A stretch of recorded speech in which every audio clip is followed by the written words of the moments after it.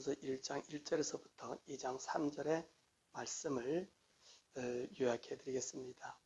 베드로전서를 전체적 개관을 우리가 살펴보면 베드로전서의 제목을 말하라고 한다면 고난 속의 산 소망이라고 붙여질 수 있습니다. 베드로전서가 쓰여진 시기는 대략 AD 64년에서 68년경으로 베드로 사도가 순교하기 직전에 쓰여진 책입니다. 이때가 기독교가 확산되어 복음이 전 세계로 뻗어가는 시기였었습니다.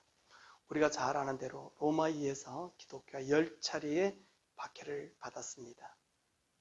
이때가 네로의에서 기독교가 1차 박해를 받던 그런 시기입니다.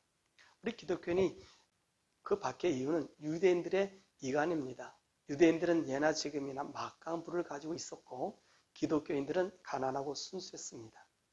또한 기독교인들은 오직 왕은 예수 그리스도였기 때문에 로마의 황제나 우상을 섬기지 않았습니다. 또한 기독교인들에 대한 성찬식과 종말사상에서 오해를 받았습니다. 이는 예수께서 최후의 만찬에서 빵과 포도주를 자신의 살과 피라고 하시면서 내가 다시 올 때까지 이를 행하여 기념하라고 하셨기에 초대교회 성도들은 이 의식을 지켜왔던 것입니다.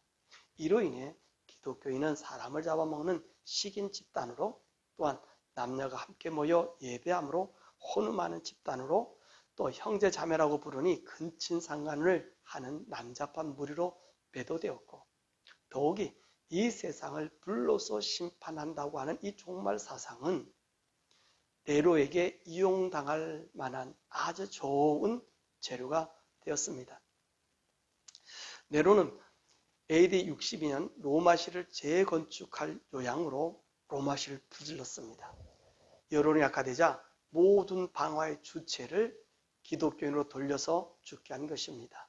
이런 박해가 있을 때에 베드로는 성도들의 신앙을 위해 쓴 서신이 바로 베드로서입니다.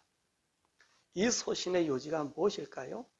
우리는 나그네로서 이 땅이 우리 집이 아니니 예수 그리스도께서 재림하셔서 천국으로 데려갈 것이기 때문에 어떤 박해도 굴피지 말고 끝까지 믿음을 지키라고 당부한 말씀입니다. 이 서신을 누구에게 써보냈을까요? 베드로전서 1장 1절에 나오고 있습니다.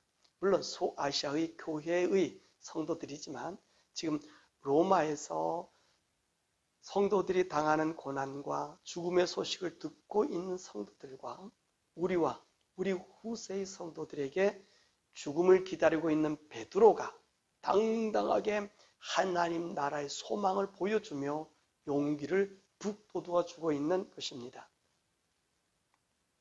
자, 그렇다면 우리가 어떻게 거듭난 자들이 되었는가를 베드로는 확인시켜주고 있습니다. 그것이 3절과 5절입니다. 3절, 우리를 거듭나게 하기 위해서 그리스도가 죽은 자 가운데서 부활하시고, 4절, 썩지 않고 새하지 않고 더럽지 않는 유업을 하늘에 간직하였으며, 5절, 하나님의 능력으로 보호받은 사람들이다 라고 말씀하고 있습니다. 또한 두 번째로 성도에게는 불같은 시험이 있지만 더 기뻐하라고 말씀하고 있습니다. 6절과 9절입니다. 그 이유는 7절에 확실한 믿음을 갖기 위하여 연단한 금보다 더 귀하게 된다고 말씀하십니다. 9절에 이 확실한 믿음의 결국은 영혼 구원이며, 그리고 8절에 이 영혼 구원의 확실함은 말할 수 없는 영광스러운 즐거움이 예비되었기 때문이라고 말씀하고 있습니다. 또한 셋째로 나그네로 이 땅에 사는 성도는 거룩함을 유지하라고 말씀하고 있습니다. 17절에서 25절의 말씀입니다. 거룩함을 가져야 할 이유는 17절에서 19절에 흠없고 점없는 어린 양 그리스도의 보배로운 피로 구속을 받았기 때문입니다. 또한 20절과 21절에는 믿음과 소망이 하나님께 있기 때문에 그렇습니다. 또 23절과 25절에는 우리를 거듭나게 한 것은 썩지 않고 새하지 않는 하나님의 말씀으로 되었기 때문입니다. 그러면 우리가 이렇게 거룩 행복해지는 방법은 무엇일까요? 2장 1절에서 3절입니다. 모든 악독과 기만을 버리라고 1절에 말합니다. 2절에서는 신령한 젖을 사모하라고 말하죠. 3절에서는 진리의 순종함으로 우리의 영혼을 깨끗게 해야 된다고 말씀하고 있습니다. 그러면 우리 성도는 왜 이런 고난을 감내하며 살아야 합니까? 13절, 예수 그리스도께서 재림하실 때에 우리에게 주실 은혜를 바라보라고 얘기합니다. 또 7절에 예수 그리스도께서 재림하실 때에 칭찬과 영광과 존귀를 얻을 수 있다는 거예요. 그게 무슨 말입니까? 예수님의 재림의 영광이 기다리고 있기 때문이라는 것입니다.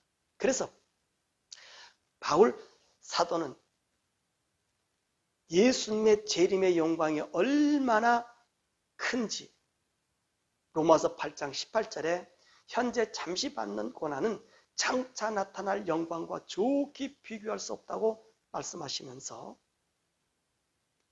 그날에 그 주님 앞에 그보다 나은 영광을 얻기 위해 지금까지 내가 받은 모든 고난은 다 잊어버리고 부름의 상을 얻기 위하여 표대를 향하여 달려간다고 빌립보 3장 10절에서 14절까지 고백하고 있습니다. 말씀을 맺으면 성도는 이 세상에서 천국의 영광을 얻는 것입니다. 이 땅에서 나그네로 있을 때 하나님의 구원과 거룩함을 유지하지 못하면 재림 때 부활하지 못하며 천국의 영광도 얻을 수 없습니다. 우리도 1차 박해 때 성도들이 하나님을 향한 믿음을 지키며 천국의 소망으로 우리를 구원해 주신 주님을 만날 기쁨으로 죽음이라는 사단의 도구를 넘어섰던 것처럼 우리도 이 믿음의 소망으로 우리의 모든 믿음의 고난을 정복하여 주님의 영광의 꽃이 되시기를 주님의 이름으로 축원합니다.